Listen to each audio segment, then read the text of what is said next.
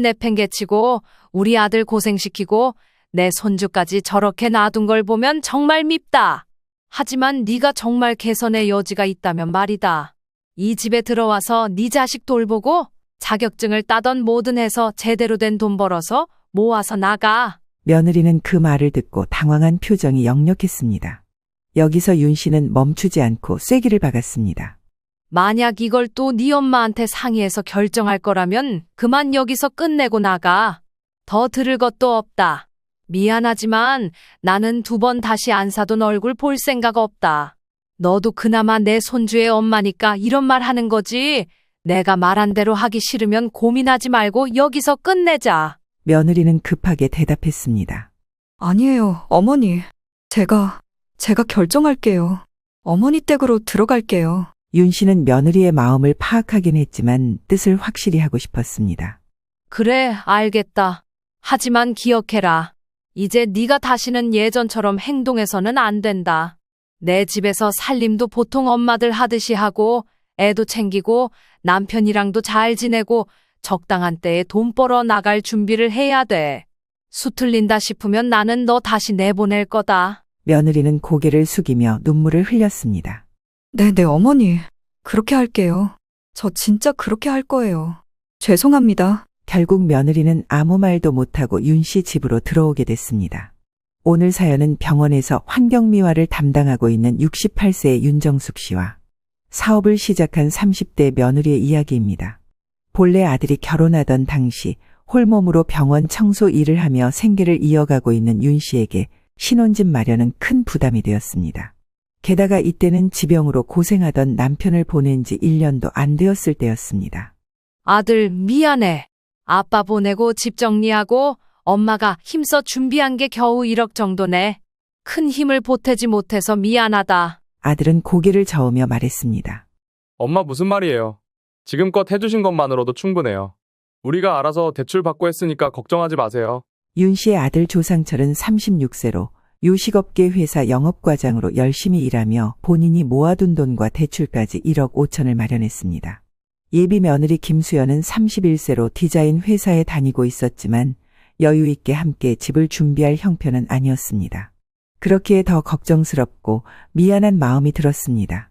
안 그래도 계속 신경이 쓰이던 중에 상견례에서 안사돈의 태도는 윤 씨의 마음을 더욱 무겁게 만들었습니다. 신혼집에 대한 내용은 이미 자식들을 통해 전달되어 있고 그 상태로 만났기 때문에 충분히 의견은 전달되었다고 생각했습니다. 그런데도 안사돈의 표정은 좋지 않았고 마치 흥정하듯 제안을 했습니다.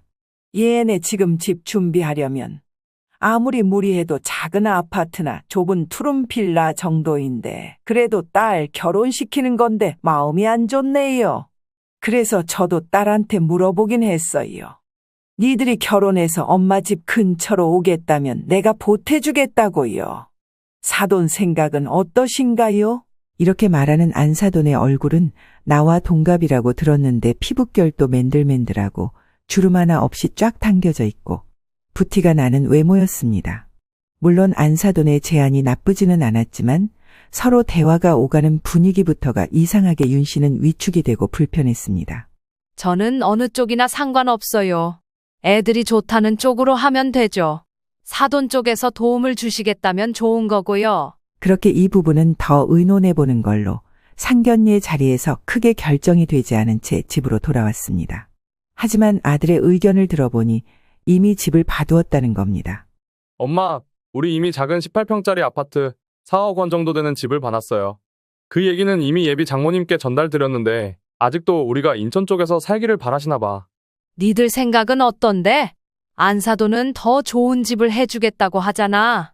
며느리도 자기 친정엄마가 가까이 있으면 좋아할 테고. 그런데 이때 아들도 다소 불편한 듯 대답했습니다.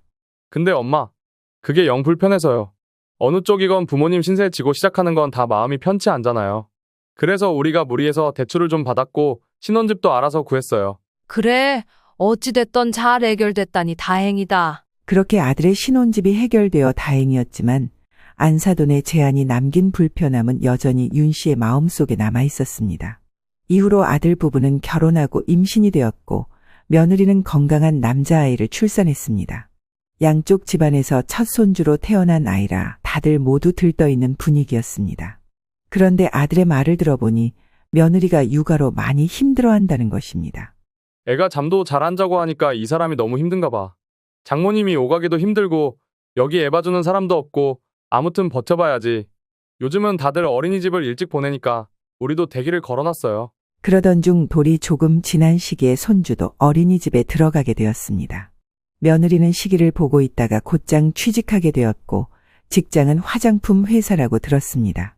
원래 본인이 하던 디자인뿐만 아니라 영업까지 맡아서 되게 좋아하더라고. 잘 됐지 뭐. 이 사람은 밖에서 얼른 일하면서 돈 벌고 싶다고 했거든. 일찍 어린이집에 가게 된 손주가 안타깝게 느껴졌지만 이건 어디까지나 아들 부부의 선택이니 그러려니 하고 지켜봤습니다. 그런데 얼마 안 되어 문제가 생긴 것입니다. 손주는 어린이집에 들어가서 적응을 잘못했고 매일같이 울며 보채고 아픈 날도 많아서 수시로 엄마 아빠에게 전화가 갔습니다. 그런 손주를 생각하며 윤 씨는 마음이 아팠는데 어느 주말 며느리와 아들이 손주를 데리고 집에 잠깐 들렸습니다. 이때 며느리는 본인의 고민을 털어놓았습니다. 어머니, 지금 다니는 직장은 너무 좋은 곳이에요.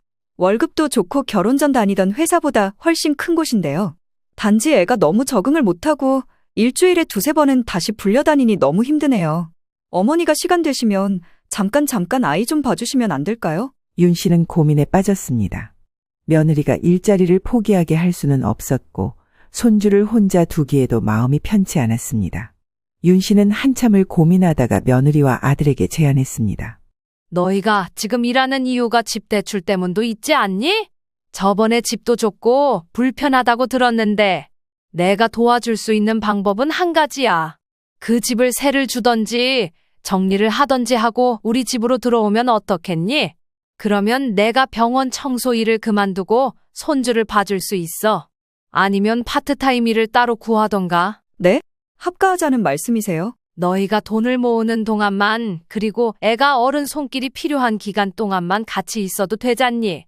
지금 사는 집은 세를 주고 우리 집에서 같이 살면서 돈 모으고 시기는 니네가 정해서 나가도 괜찮으니까 말이야. 윤 씨는 자신이 살고 있는 동네가 서울 안에서 학군도 나쁘지 않다는 이야기를 들은 터라 손주를 키우기에도 적합하다고 생각했습니다. 안방을 며느리와 아들에게 내주고 자신은 작은 방을 쓰겠다고 마음먹었습니다. 방이 3개나 있고 화장실도 2개나 되니 공간이 부족하지 않을 것 같았습니다. 그나마 남편이 남겨준 집이었고 이 집 하나 말고는 내세울 게 없지만 여러모로 나쁘지 않은 제안이라고 생각했습니다. 하지만 며느리는 윤 씨의 제안에 강하게 반대했습니다. 며느리는 표정이 어두워지더니 굳은 목소리로 말했습니다. 합가는 한 번도 생각해보지 않은 부분이라서요, 어머니. 그건 좀 부담스럽네요. 다른 방법을 찾아야겠네요. 며느리는 절대 그러고 싶지 않다는 듯 고개를 세게 내저었습니다. 순간 윤 씨는 당황한 채 며느리를 바라봤습니다. 그래? 생각해 볼 사안이 아니니? 같이 살면 돈도 아끼고 손주도 걱정 없이 내가 돌봐줄 수 있잖아. 너나 네 신랑도 일을 할 수 있고. 그런데 돌연 며느리는 갑자기 눈에 눈물이 맺힌 채로 말했고 윤 씨는 깜짝 놀랐습니다. 어머니, 저는 산후우울증도 심하고 이제야 겨우 숨통이 트였어요. 합가는 좀 숨막히고 힘들 것 같아요. 애랑만 갇혀있던 공간이 너무 힘들고 저도 제 경력도 살리고 싶고 사실 저 자신을 위해서 나가는 거예요. 윤 씨는 그 말을 듣고 더 이상 말을 이어나갈 수 없었습니다. 마음속으로는 아들 부부에게 도움을 주고 싶었지만 며느리의 반대가 너무 강했기 때문입니다. 속으로 씁쓸함을 느꼈지만 가족의 평화를 위해 더 이상 고집 부리지 않기로 했습니다. 그러나 문제는 그 후에 시작되었는데 며느리와 아들은 돌연 인천으로 이사를 가게 되었다는 것입니다. 어느 날 아들이 전화를 걸어왔습니다. 저기 엄마, 우리 지금 이사 준비를 하고 있어요.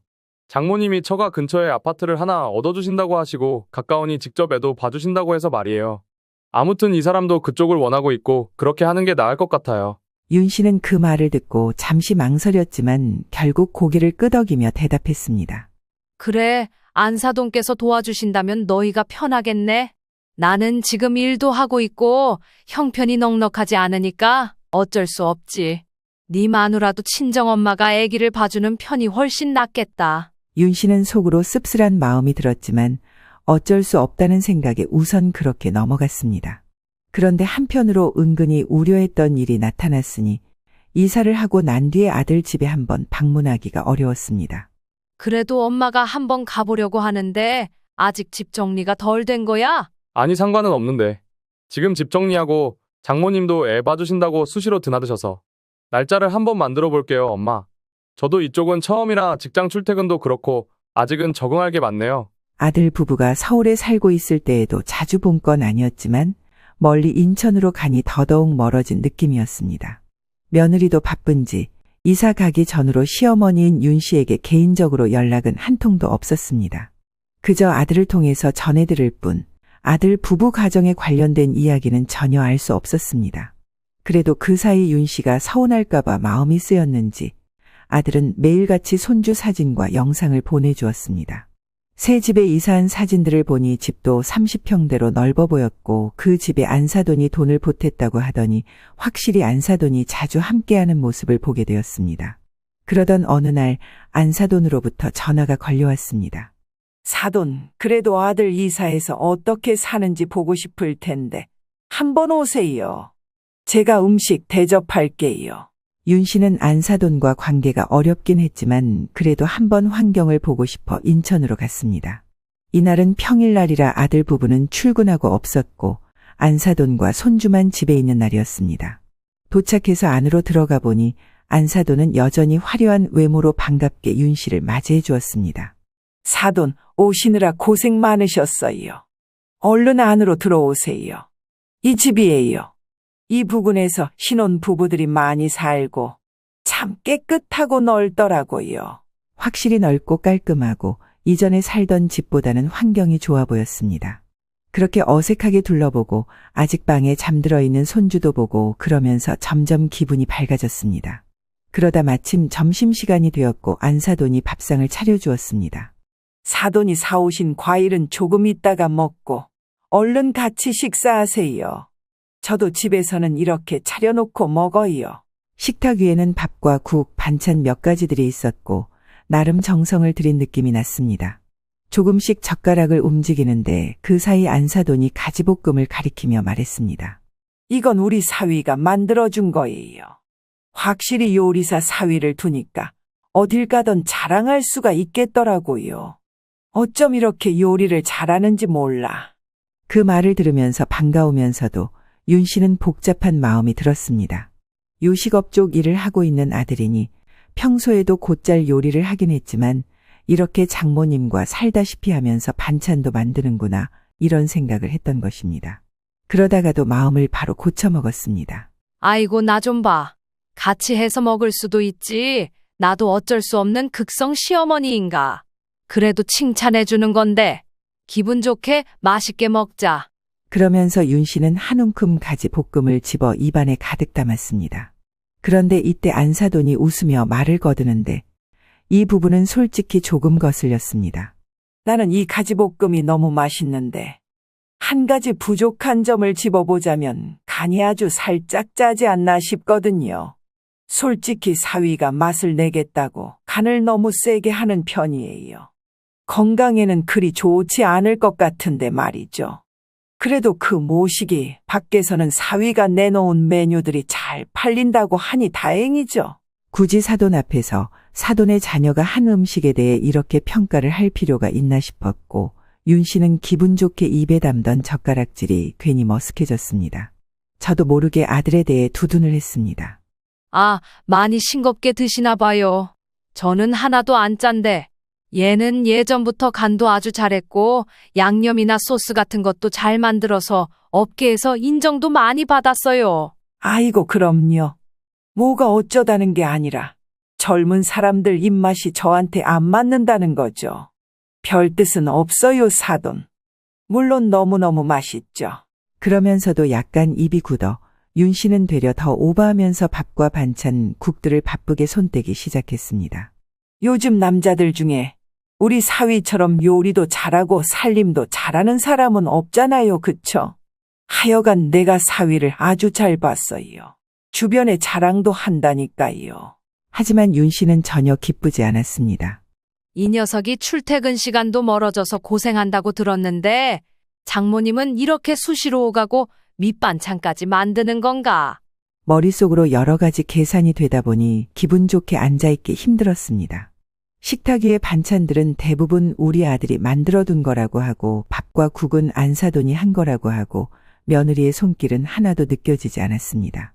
어쨌건 손주를 누군가 봐주는 손길이 있고 이렇게 쾌적하고 좋은 집에 이사했으니 모든 걸 좋게 생각하고 싶었습니다. 그런데 손주가 갑자기 깼고 어두운 방 안에서 엉엉 울어댔습니다. 식사도 다 한 윤 씨는 얼른 일어나 손주에게 다가갔고 조심스럽게 달랬습니다. 엉덩이를 토닥이며 볼을 만지작거리니 손주도 울음을 그치고 조금은 낯을 트고 윤 씨를 쳐다봤습니다. 그 순간 윤 씨는 잠시 주눅 들어있던 마음이 풀리며 이처럼 상쾌하고 사랑스레 나를 쳐다보는 눈망울을 한참 응시했습니다. 살이 포동포동 오른 손주는 말할 수 없이 귀여웠고 볼을 만지작거리면서 예뻐하고 있었습니다. 그러고 얼마쯤 지났을까? 한 10분쯤 지나 안사돈이 고무장갑을 낀 손으로 들어와 보더니 대뜸 이렇게 말하는 겁니다. 어머, 일어났구나. 이제 얘 데리고 잠깐 마트 나갔다 와야 해요. 사돈 나가시는 길에 저희도 나가야 하니까 잠깐만 계세요. 지금 바로 나가신다고요? 네, 나가서 장도 봐야 하고 할 일이 많거든요. 저기, 그 옆에 있는 옷만 좀 갈아입혀 주세요. 이 녀석이 땀을 엄청 흘리거든요. 손주와 다정한 시간을 보낼 틈도 없이 바로 장을 보러 나가야 한다며 안사돈은 냉정하게 말을 잘랐습니다. 윤 씨도 금방 김이 새버렸고 더 이상 이 자리에 있고 싶지 않다는 생각이 들었습니다. 그렇게 나가는 길, 지하철역 앞에서 안사돈은 한껏 웃으며 인사를 했습니다. 사돈, 자주 오세요. 오셔서 손주 얼굴도 많이 보고 시간 보내면 좋죠. 그래놓고 커다란 눈망울만 두둥실 떠오른 손주를 잽싸게 안고는 바로 눈앞에서 후다닥 사라졌습니다.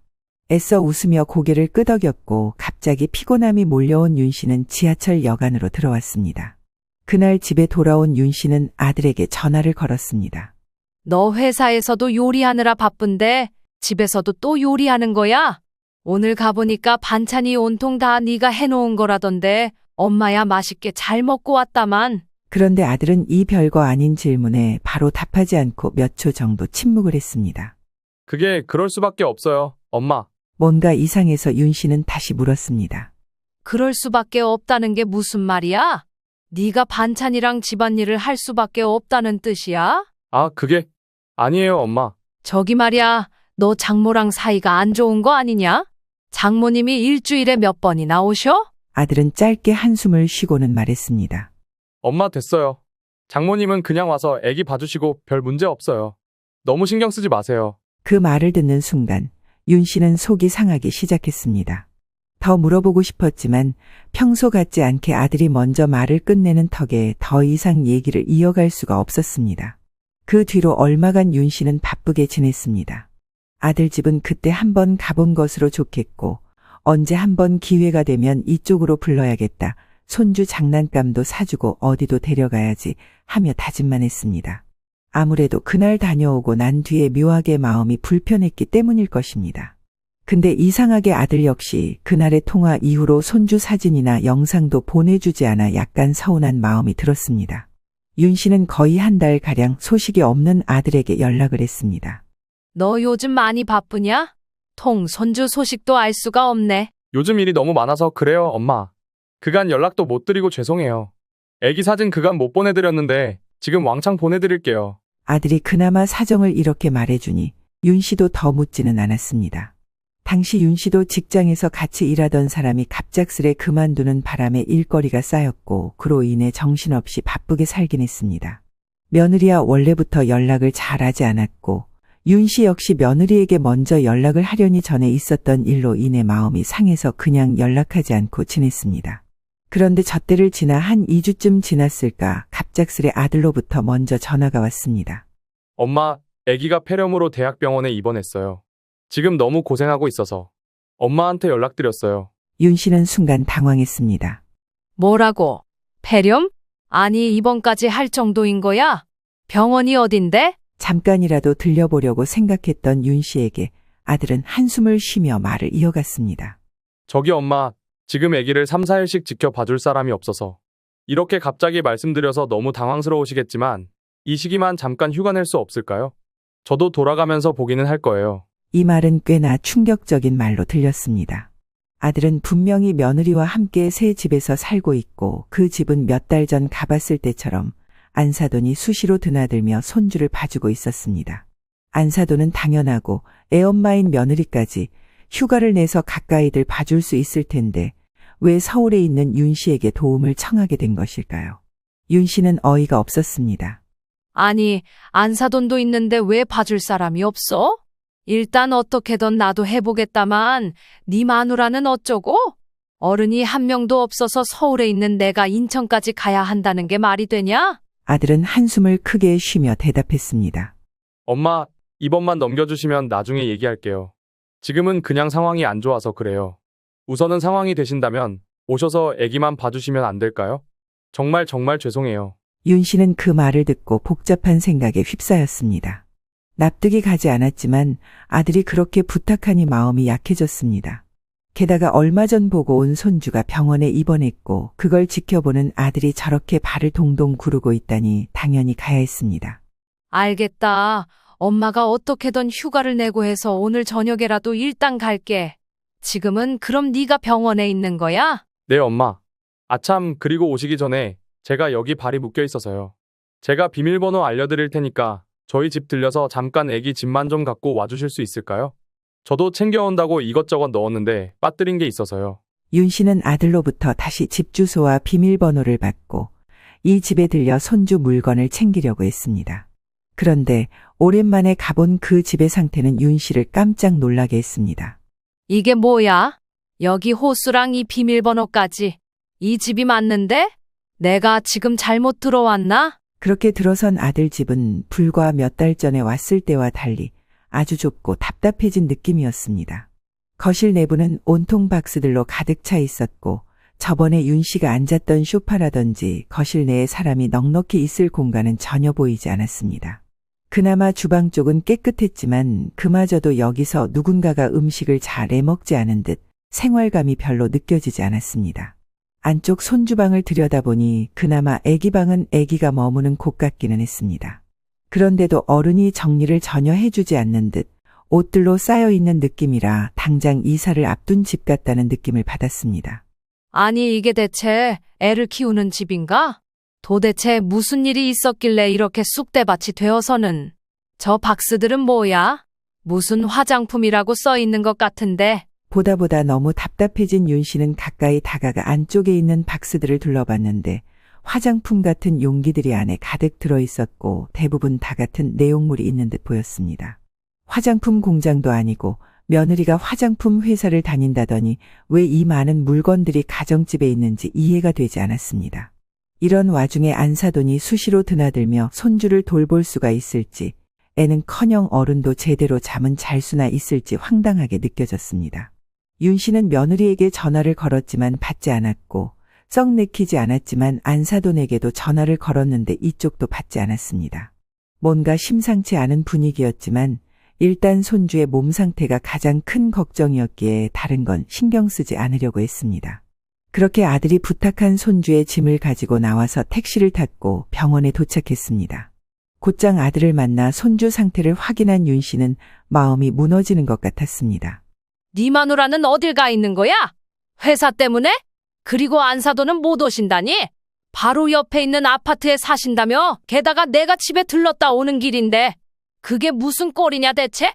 내가 지금 물어볼 게 한두 가지가 아니야. 아들은 한숨을 쉬며 천장을 바라보더니 손주가 잠든 것을 확인하고 작게 속삭였습니다. 하지만 목소리와 표정은 한껏 어둡게 처져 있었습니다. 엄마, 사실은 나도 잘 몰랐어. 그리고 요즘 나도 정말 많이 지쳐있는데 그래서 애도 여러모로 영향받고 이렇게 아픈 게 아닐까 싶거든. 아무튼 결론부터 얘기하자면요. 애 엄마, 조금 이상한 사업에 빠진 것 같아요. 화장품만 파는 게 아니라 계속 회원을 늘려가면서 뭔가를 팔아야 되는 그런 시스템에 들어간 것 같아. 뭐야? 아니, 화장품만 파는 곳이 아니었어? 그럼 그 많은 박스들은 뭔데? 그걸 전부 네 마누라가 팔아야 하는 거야? 지금 그것 두고도 할 말이 많은데 나 그것 때문에 장모님과도 결국 한판했어요. 애엄마가 그런 사업을 계속 밀고 나가게 된 건 장모님 입김이 너무 커서 말이야. 그 일 소개해주신 분도 장모님 친구분이고 여기 더 확장시키겠다고 아주 몇 분이서 투자를 하셨나 봐. 그러는 사이 우리 집에 물건만 계속 쌓이고 그것도 일이 잘 안 풀리는지 애엄마랑 장모님은 맨날 싸우고 말야. 이렇게 얘기를 듣고 있는 와중에도 도통 실감이 나지 않았습니다. 윤 씨는 뭐라 더 대꾸도 못한 채 아들이 하는 이야기를 듣고 있었습니다. 그러는 사이에는 계속 방치되는 거지. 심지어 이건 내가 어떻게 손댈 수 있는 일도 아니고 엄마 나 진짜 이젠 점점 겁나더라고. 얼마 전엔 장모님이 나더러 돈을 좀 어떻게 보탤 수 없냐는 거야. 근데 지금 그럴 때가 아니거든. 지금 집만 해도 대출 더 얹어서 온 건데.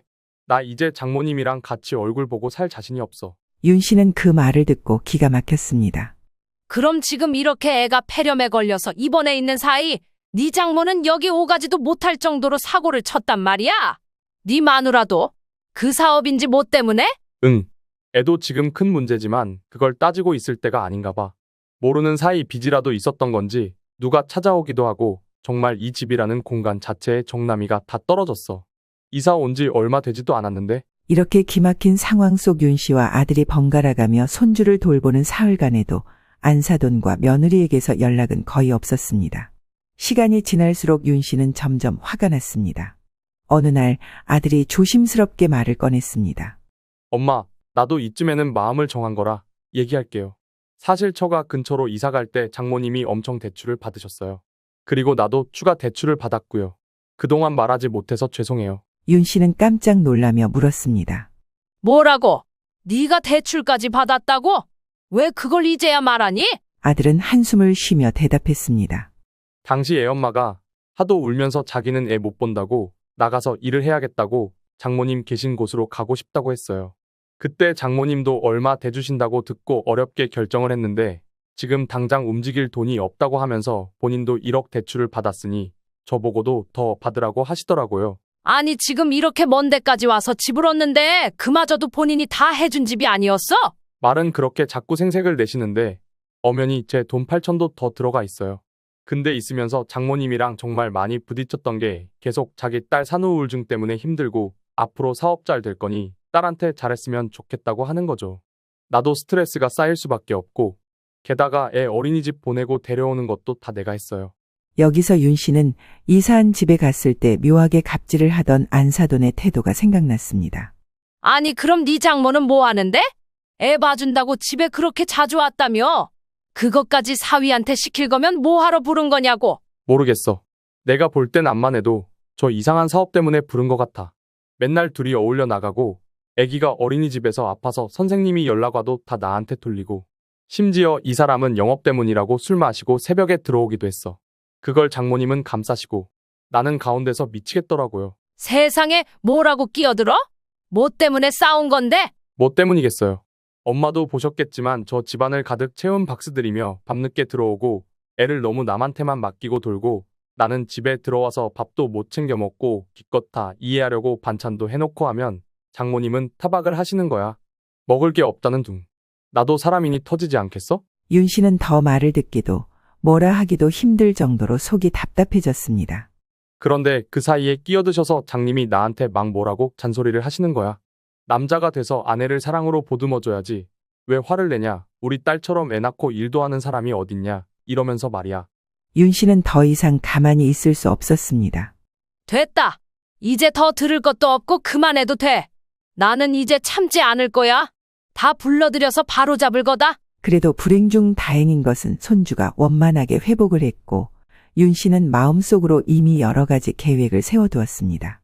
손주가 퇴원하는 날 아침 며느리로부터 아들에게 전화가 걸려오자 윤 씨는 중간에서 전화를 뺏었습니다. 너 지금 어디냐? 세상 천지에 어떤 바쁜 일이 있어서 네 생떼 같은 자식 입원해 있는데 맡겨놓고 코빼기도 안 비춰? 너 당장 병원 앞으로 와라. 안 오면 내가 잡으러 갈 거야. 저기 어머니, 일단은 가겠습니다. 흥분하신 것 같은데 우선 끊을게요. 약 1시간쯤 지나 며느리가 택시를 타고 근방에 도착했고 병원 앞 카페에서 보게 되었습니다. 며느리는 잔뜩 눈치를 보며 불편한 얼굴로 들어왔는데 더 황당한 건 그 뒤로 안사돈도 같이 따라 들어온 것입니다. 안사돈은 윤 씨를 보며 한마디 했습니다. 우리 딸한테 무슨 할 말이 있으신 거예요? 애만 안 쳐다 놓지 말고 같이 얘기합시다. 얘 엄마인 나도 옆에 있으니 내 앞에서 말해보세요. 아까 옆에서 듣자 하니 목소리가 많이 화가 나신 것 같은데 뭐 때문에 그러십니까? 초반부터 또 기강을 잡고 나오려는 안사돈의 태도에 대체 무슨 낯으로 저런 태도를 취하는 건지 기가 막혔지만 침착하게 대답했습니다. 좋아요. 사돈, 마침 잘 오셨네요. 거두절미하고 결론부터 얘기할게요. 나 아들한테 그간 얘기 듣고 기절할 뻔했습니다. 뭔 사업한답시고 집에 뭔 박스들이 그렇게 많고 빚도 많고 우리 아들한테도 돈을 요구하셨다면서요. 애초에 그 집도 사돈이 다 얻어다 주신 것도 아니고 우리 아들 돈도 들어갔고요. 며느리는 일한다고 나가서 새벽에 오고 손주 등원부터 급한 연락은 다 우리 아들이 처리하고 집안일도 아들이 다 하고 있던데 이게 뭡니까? 안사돈이 바로 맞받아쳤습니다. 왜요? 우리 딸 사업하는 거 힘들다고 해서 도와준 겁니다.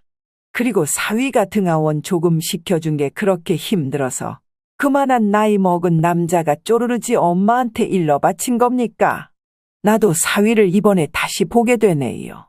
윤 씨는 그 말을 듣고 더 이상 참을 수 없었습니다. 사돈, 사람 우습게 보지 마시고 장난 그만 치세요. 대충 보니까 그렇게 떳떳해 보이지도 않은 사업에 맞벌이 한답시고 나가서 며느리가 월급이라고 가져오는 돈도 없다던데 우리 아들이 생활비로 살고 있잖아요. 그건 할 말 없으세요? 안사돈은 여전히 자신만만하게 말했습니다. 무슨 말씀이신지 모르겠는데 우리 딸 사업 제대로 하고 있어요. 사돈이 뭘 안다고 그렇게 말씀하세요. 사위가 그렇게 말하던가요. 진짜 기가 막히네요. 여기 앉혀놓고 야단을 칠 거면 우리 딸만 부르지 말고 본인 아들도 여기 똑같이 앉혀놓으세요. 윤 씨는 마침내 폭발했습니다. 지금 그렇게 자랑스럽게 하나하나 따지실 때입니까? 사돈이 그렇게 싸고 돌고 있으니까 며느리가 애엄마 노릇을 못하고 저렇게 밖으로 돌고 있는 거죠. 집도 박스들로만 먼지 풀풀 날리고 아예 쓰레기집을 만들어놨고 애기는커녕 성인도 발을 못 붙이게 만들어놓고 그 꼴이 뭡니까? 아니, 진짜 별꼴이야. 뭐라고요? 집은 언제 들어와 보셨대? 그럼 안 가게 생겼어요. 지금 딸 감싸고 있을 상황에 손주는 폐렴 때문에 병원 입원했던 거 모르는 거 아니잖아요. 할머니랍시고 와서 봐준다면서 딸이 집을 저 모양으로 만들고 애는 내팽겨치고 있는데 그걸 지금 두둔하시는 거예요. 여기서 며느리는 순간 기분이 상했는지 인상을 찌푸렸고 안사돈은 여기서 물을 한 모금 들이켰습니다. 내가 더 이상 넘어갈 수가 있어야죠 어디. 그리고 주변에 그 사업한다고 설치던 아줌마 한 명 있어서 아는데 그거 잘못된 거 맞아요.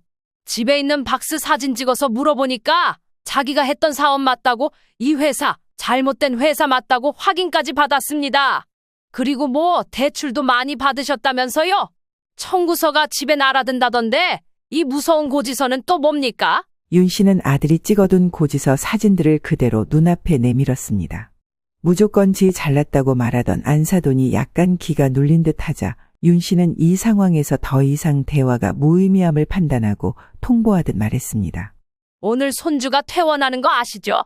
그 먼지더미 집은 가서 발 디딜 데도 없고 그런 곳에서 애가 어떻게 회복을 하겠어요?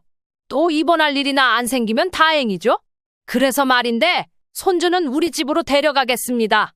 아들도 그 집 구석에서는 더 이상 살기 싫다고 하더군요. 뭐라고요? 아니, 우리 손주를 왜 허락도 없이 데려간다는 거예요?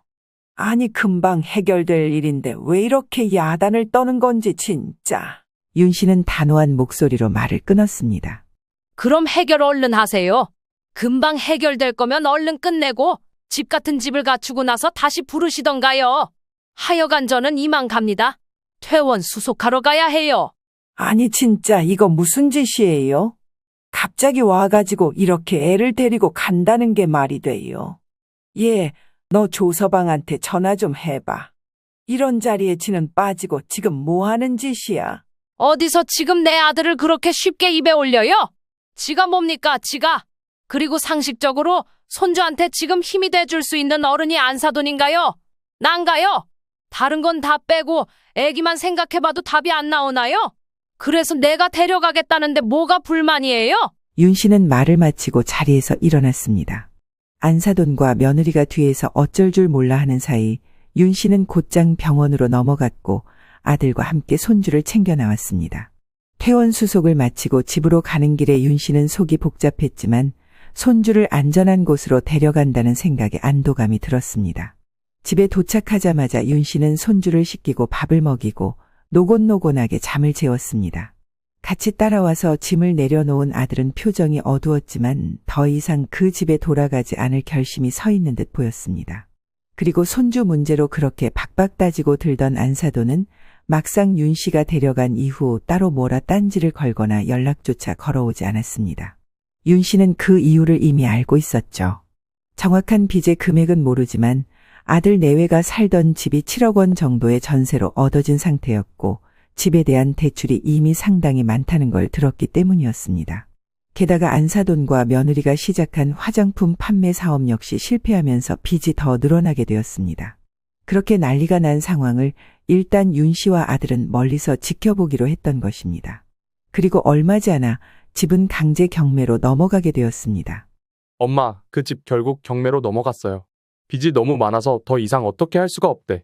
사실 나는 어느 정도 예상은 했고요. 윤 씨 역시 생각은 했지만 막상 일이 이렇게 터지니 놀랍게 느껴졌습니다. 그래, 결국 그렇게 됐구나. 대체 무슨 빚을 어떻게 지면 경매로 넘어가기까지 하는 거야? 진짜 대책이 없다. 그러던 중 윤 씨는 잠시 생각에 잠기다 물었습니다. 그럼 너는 어떻게 된 거냐? 너도 그 집에 지분이 있잖아. 빚을 네가 갚을 의무가 있는 건 아니지? 그랬으면 너도 이렇게 가만히 있진 않았을 거고. 아니다. 저 집 넘어가면서 네가 보탠 돈도 같이 넘어가고 그런 건 아니야? 아니에요. 다행히 집이 공동 명의로 되어 있어서 경매 후에 제 지분에 해당하는 금액을 받을 수는 있어요. 아직 정확히 얼마가 될지는 계산은 안 되지만 저도 그 부분은 법으로 처리할 거고 나중에 분배받을 거예요. 아이고 그래. 너까지 손해를 더 볼까봐 지금 조마조마했다. 아무튼 다행이구나. 그러면서 모든 절차가 이루어지고 있는 와중에 아들은 냉정하게 일 처리를 했고 조심스레 이혼 얘기까지 꺼냈습니다.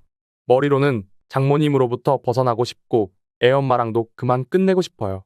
근데 애가 자꾸 저렇게 엄마를 찾으니 그게 너무 괴롭더라고요, 엄마. 윤 씨는 아들이 무척 괴로워하는 걸 보며 마음이 복잡했습니다. 아들 말 맞다나 손주는 아프고 난 뒤라서 그런지 조금만 엄마 생각이 나면 날카롭게 울며 제 엄마를 찾았던 것입니다. 그 모습을 볼 때마다 손주가 너무 안타깝게 느껴졌습니다. 그러던 중 한 달쯤 지나 며느리가 갑작스레 윤 씨 집에 찾아왔습니다.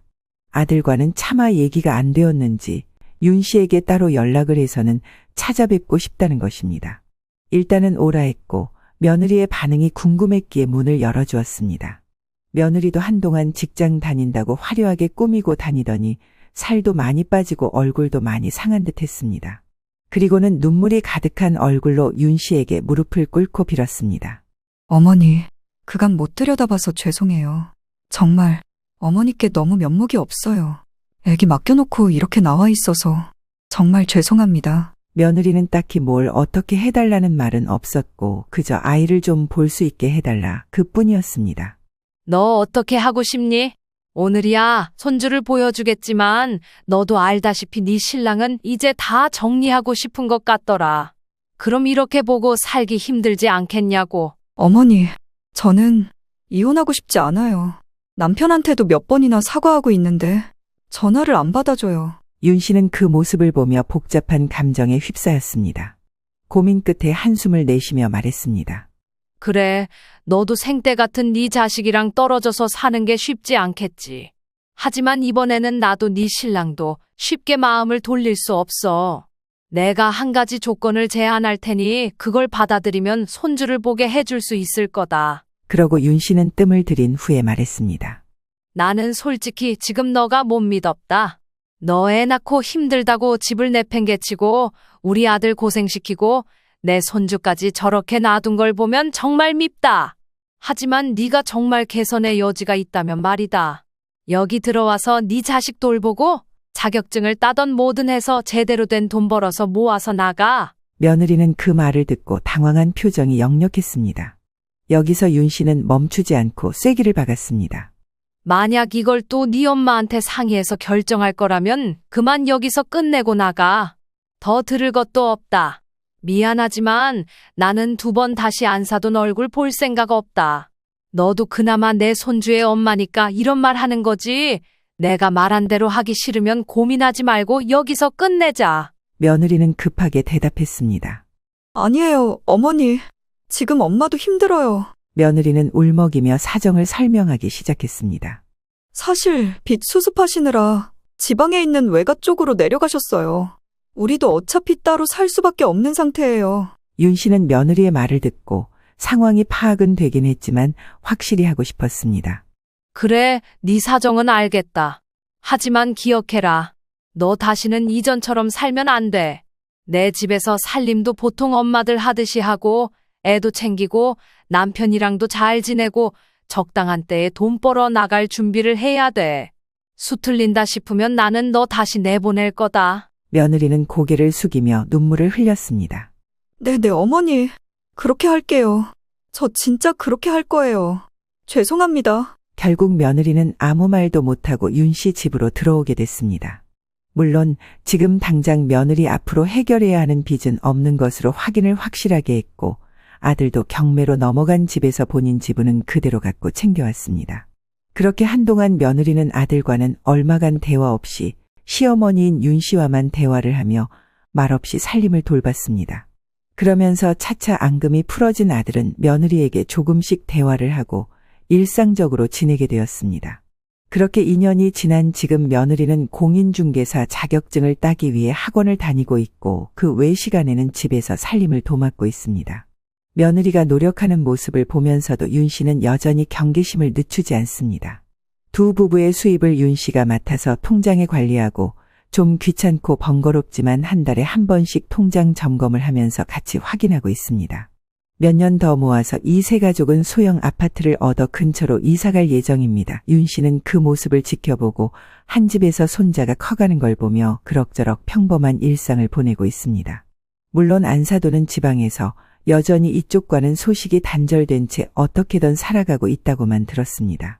초반에 그렇게 합가를 반대하던 며느리는 본인 시댁과 합가해서 이제서 자기 역할을 되찾은 느낌입니다. 또한 아들 부부가 나갈 때를 대비해 윤 씨는 윤 씨만의 삶을 새로이 준비하며 살아가고 있습니다.